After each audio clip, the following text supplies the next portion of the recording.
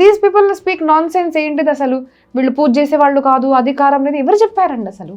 అంటే వీళ్ళు ఎక్కడి నుంచి కల్పిస్తున్నారు? నేను నిజంగా చెప్తాను, నమ్మే వాళ్ళు మూర్ఖులండి. మీకు బాధపడినా నాకేం పర్వాలేదు, కానీ నమ్మే వాళ్ళు మూర్ఖులు. మీరు ఆధారం అడగాలి, ఎక్కడి నుంచి చెప్తున్నారు అండి? మీరు ఆధారం అడగడం లేదు, మీరు చదవడం లేదు. కాబట్టి ఆ జాకీర్ నాయక్ లాంటి వాళ్ళు వచ్చేసి ఆయత్ నంబర్ ఏ, ఆయత్ నంబర్ 2, పురాణ్ నంబర్ 2 అంటే మీరు నమ్మిస్తున్నారు. మీకు నిజంగా బుద్ధి ఉంటే, నిజంగా మీకు నిజంగా బుద్ధి ఉంటే మీ భగవద్గీత మీరు చదవడానికి రాదా? మీకు భగవద్గీత వచ్చి ముస్లిమ్స్ నేర్పించాలా?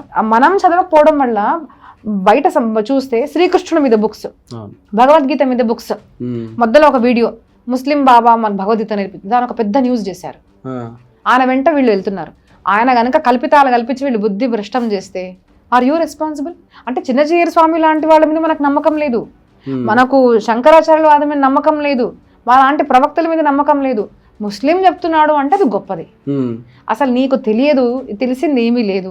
ఆయన ఏదో చెప్పి నేను మత మార్పిడి చేస్తే దానికి రెస్పాన్సిబుల్ ఎవరు? గురువు should always be in the succession. So అండి, నేను మహాభారతం చదవండి, రామాయణం చదవండి, ఎప్పుడు కూడా ఒకరు ఉచ్చులు ఒకరు నీచులు అని చెప్పలేదు.